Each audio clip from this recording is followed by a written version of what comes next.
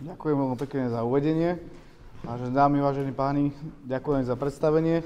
Ja mám za úlohu predstaviť vám modul pozemného hasenia ako taký. Možno ste sa už s nami niekedy stretli na mieste požiarov a je to vtedy viac menej, kde ten požiar je nutné hasiť nejakou špeciálnou kolesovou technikou alebo leteckou podporou. Ja nebudem už dávať prezentáciu, slajdy, viac menej prejdem takým rešeržom od toho 2002 roku po rok 2024, ako máme zadokumentovaných tých požiarov, máme veľa zadokumentovaných a pôjdem od takých hlavných, od čoho sme sa my vedeli vlastne ako príslušníci oddeliť Hasičského záchranného zboru na to a špecializovať sa na hasenie lesných požiarov. Takže začal by som viac menej kalamitou v 2004, kedy zasiahla Vysoké Tatry po veternej smršti, hej, zo pár záberov a pomerne pomedzi to, keď vám budem rozprávať, ako, čo sme, kto sme, tak budem preklikávať tie dané také zlomové pre nás požiare, kedy sme vedeli sa nastaviť a viac menej tie parametre získavali postupom času s tým, že sme zapájali aj viaceré inštitúcie ako hasiči do toho, aby sme sa mohli viacej rozvíjať. Takže viac menej pre nás zlom bol v roku 2004, kedy vlastne na Vysoké Tatry zasiahla kalamita, a následne potom vznikol v roku 2005 veľký požiar, ktorý bol vo Vysokých Tatrách na základe tej veternej kalamity, kde vlastne potom po raste, ktorý bol z časti aj vyťažený, vznikol ten požiar tými turistami, ktorý vznikol. Bol to požiar na väčšom území, mal sa mi zdá, že to bolo nejaké tie presné údaje hektárové, už vám nepoviem, ale bolo to cez 100 hektárov určite. A tam sa vlastne naša jednotka začala kreovať s tým, že Hasičský záchranný zbor sa rozhodol aj s tými príslušníkmi, že bude musieť vytvoriť nejakú jednotku na to, aby sme vedeli takéto typy a masívne veľké požiare s väčšími rozlohami viac menej zdolávať. My fungujeme ako klasickí hasiči na okresných riaditeľstvách. Modul pozemného hasenia je rozdelený do 3 skupín, a to je vlastne skupina Východ, Stred a Západ. Na východe je to kreované skupinou 35 príslušníkov okresného riaditeľstva v Poprade a v Prešove, okresné riaditeľstvo Hasičského záchranného zboru v Banskej Bystrici a vo Zvolenie, to je skupina Stred, a Hazu, Bratislava, Petržalka, časť Senica a samozrejme Pezinok. Je kreovaná skupina Západ. V každej skupine je 35 príslušníkov, a do našej legislatívy, tzv. Zvolávacej, ktoré hovoril aj Matúš, tu keď sme hovorili o 315 našom zákone a 314, sme si dali také parametre, keď je vznik takéhoto požiaru. Na základe čoho sa ten modul zvoláva. Modul pozemného hasenia sa zvoláva vtedy, keď na miesto udalosti nie je možné dostať kolesovú techniku, alebo sa dá ťažko dostať s kolesovou technikou, alebo ak je druhý parameter bol, kedy je zvolaná letecká podpora na miesto udalosti, takisto aj terén. Ak je veľmi exponovaný terén, kde miestna hasičská jednotka nedokáže dostať pomocou bojového rozvinutého vedenia, hadicové vedenie, tzv. Vodu, už či z prírodného vodného zdroja alebo umelého vodného zdroja, tak sme tiež privolávaní tam. Taký ten ďalší aspekt toho celého je, keď je to v chránenej krajinnej oblasti. Čiže bavíme sa od 3. stupňa až po 5. stupeň tej ochrannej oblasti. Prejdem na rok 2011, aby ste to nemali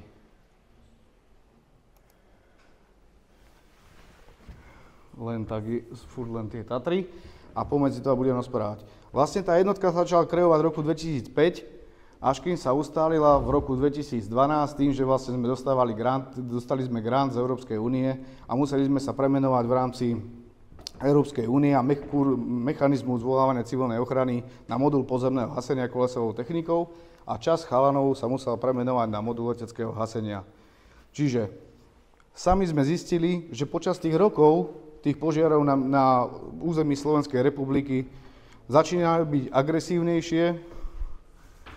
Čo sa týka počasia a klimatických zmien, keď sme už na tejto téme tu klimatických zmien, ďaleko rapidnejšie nám tie teploty a to palivo, ktoré bolo v horách, vyschýnalo a samozrejme, čo sa týka aj tých klimatických zmien, teraz do roku 2024 zisťujeme, že už aj naša vegetácia v tých porastoch, začína si v tých teplých obdobiach viacej zbierať toho paliva tak, aby tie stromy prežili aj tie korene.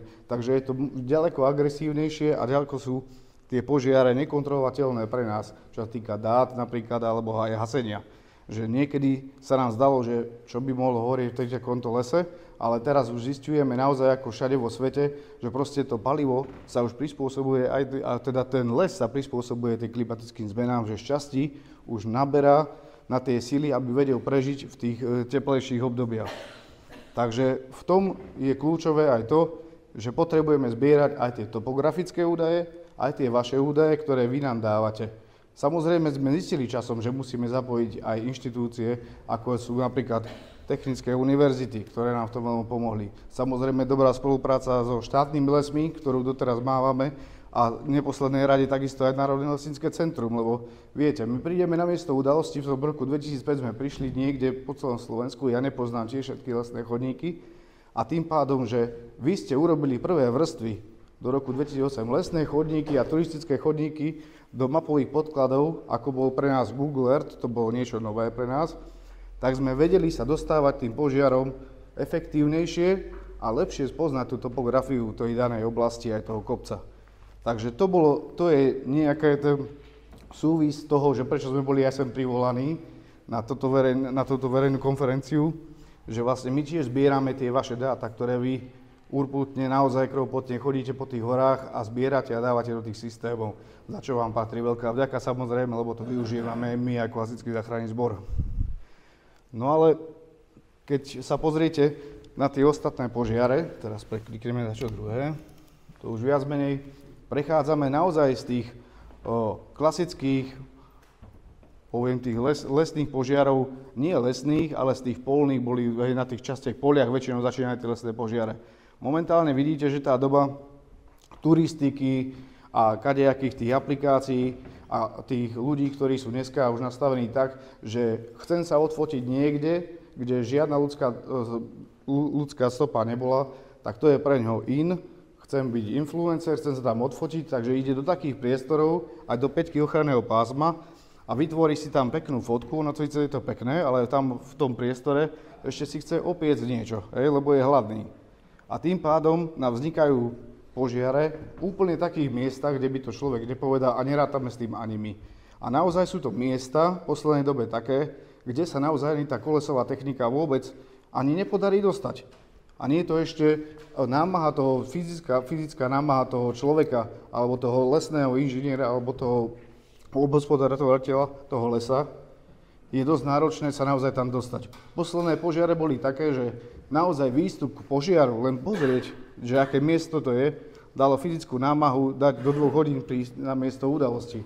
Takže o tom tie požiare momentálne na Slovensku sa aj. Že proste sú tie požiare v nedostupných priestoroch.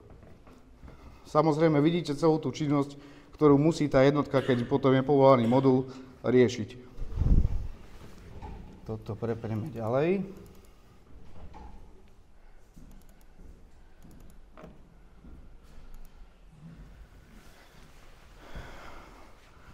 Aj my sme postupom času zisťovali, že tie ročné obdobia, že tie lesné požiare nie sú len v lete, ako bývali v tých 90. rokoch z 2000 do 2008.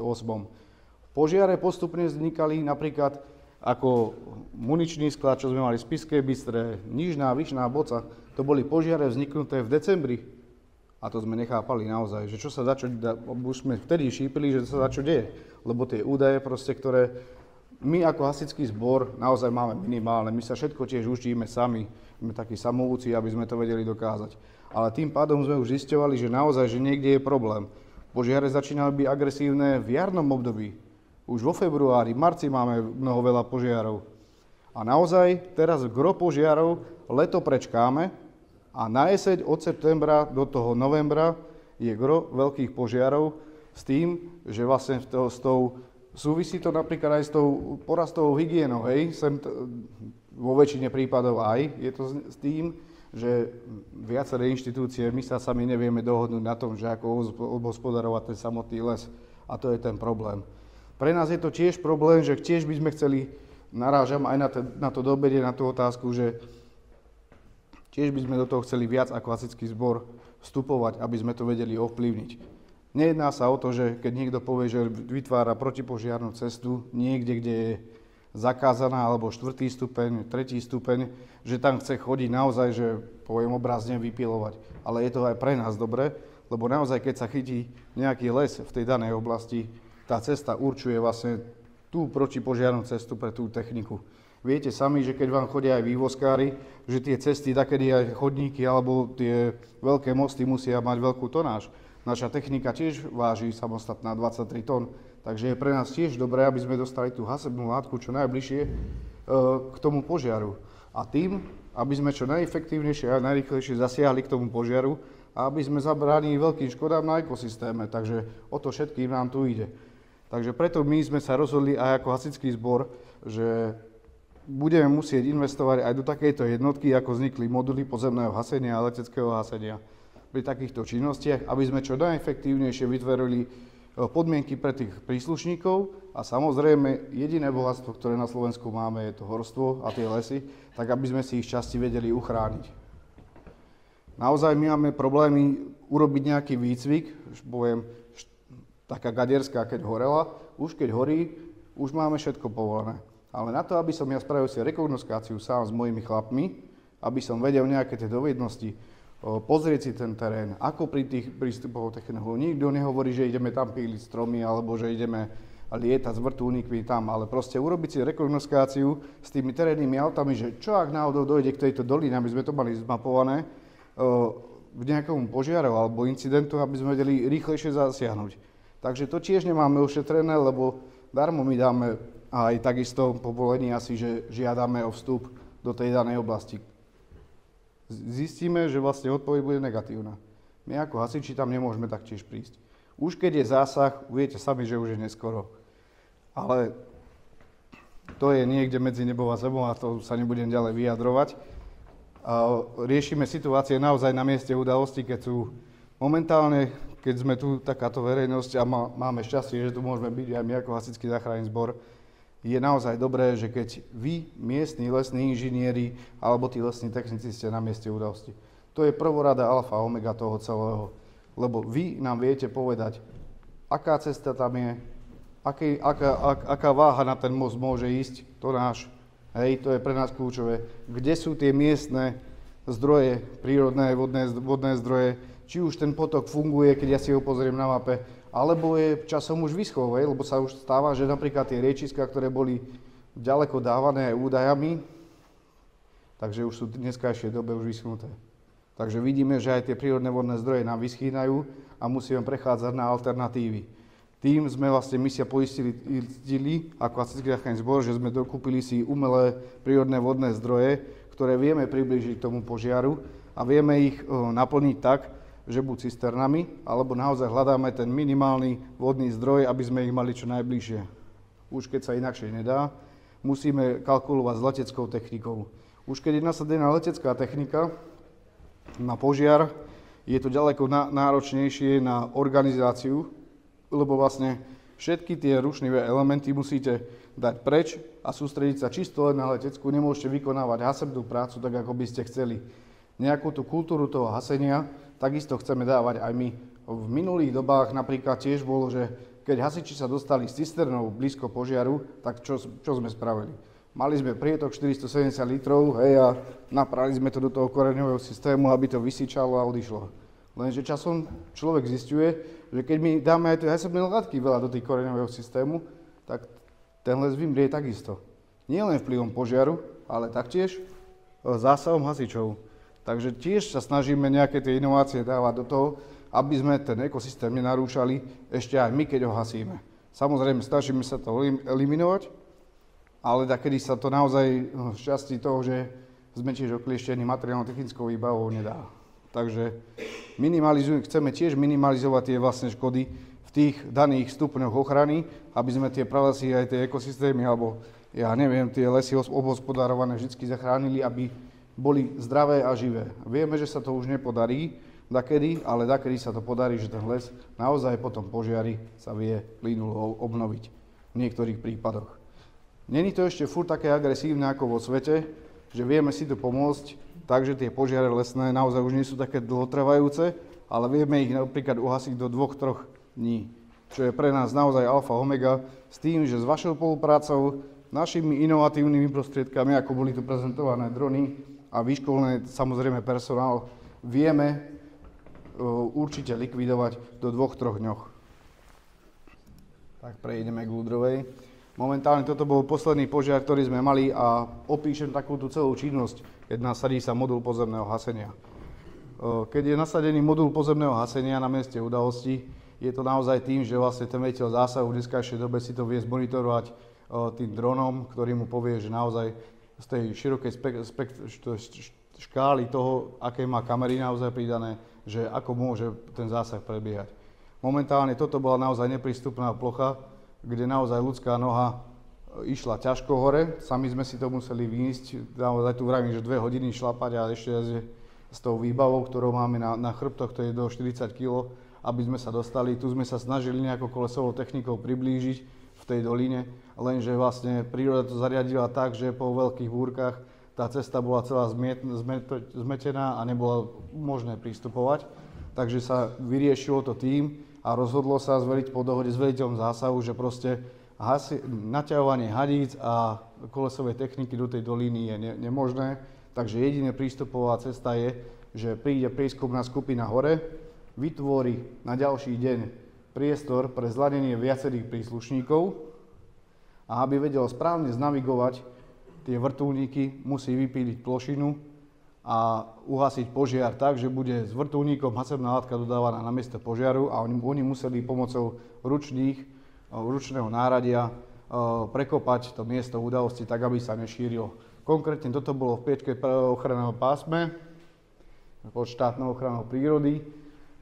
Bolo to upozornené naozaj, že my sa citlivo snažíme aj jednať, že proste niektoré stromy tam určite musia padnúť, lebo je to vlastne kvôli našej bezpečnosti a celkového pohybu na tom požiaru, ale samozrejme jedná sa o to, že keď máte nad sebou 3000 litrov vody a potrebujete dostať tú hasebnú látku do toho zmiešaného lesa, kde je časti machom obrastený a tam zrejme aj vápencová skala, keď je tam, tak to celé je nahriaté a potrebujete naozaj efektne tú hasebnú látku dať. Čiže keď je zmiešaný les, v tomto prípade bol tu zmiešaný les, kedy pomer bol viacej listnatého stromu ako ihličnatého, tak tá hasebná látka vám ostáva na listoch a nespadne vám priamo na ten požiar, aby ste vedeli s tým bojovať. Takže musel ten úsek byť celý vypílený.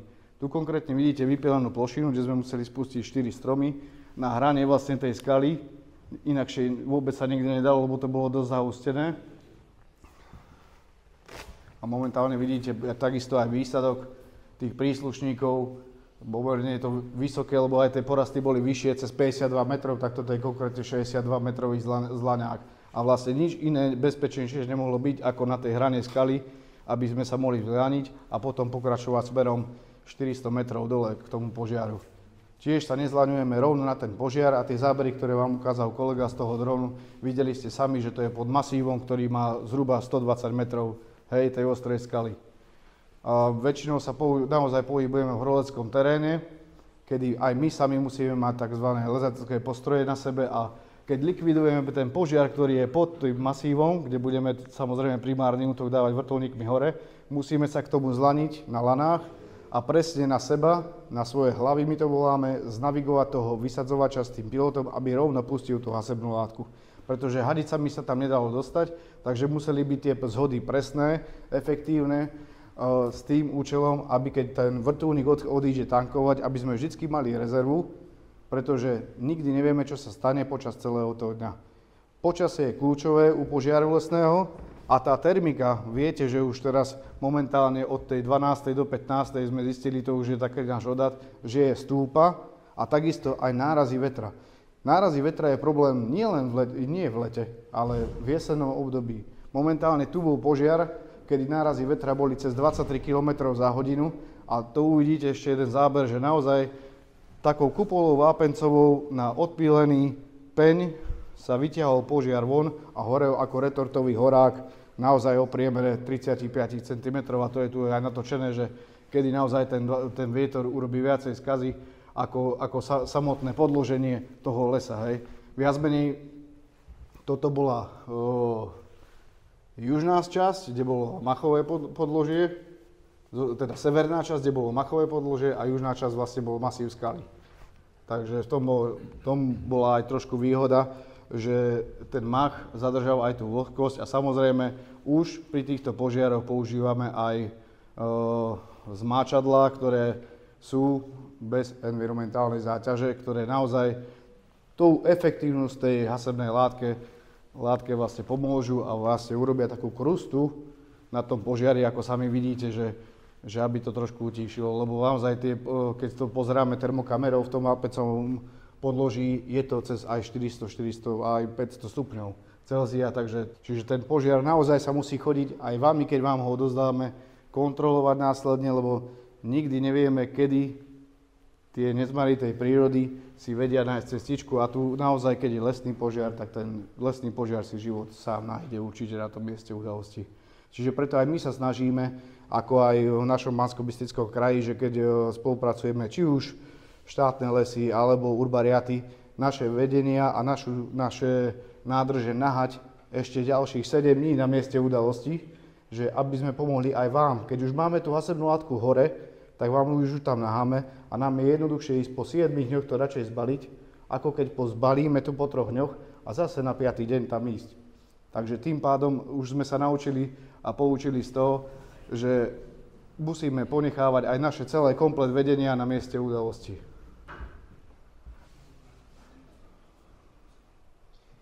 Takže viac menej všeobecne, čo je modul pozemného hasenia, hasiči na Slovensku, ktorí využívajú leteckú alebo kolesovú techniku, to sme vlastne my a to bolo prezentované a ďakujem za strpenie a váš čas. A týmto by som skončil.